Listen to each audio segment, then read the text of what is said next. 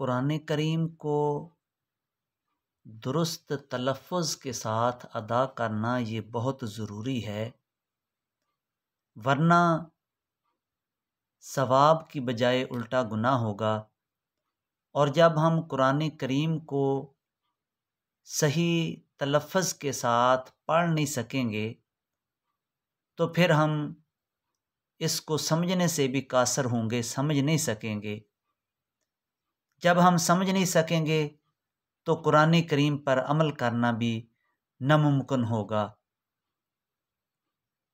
हदीस पाक है, नबी करीम सल्लल्लाहु अलैहि वसल्लम ने इरशाद फरमाया कि बहुत से कुरान पढ़ने वाले ऐसे हैं कि उल्टा कुरान उन पर लानत करता है।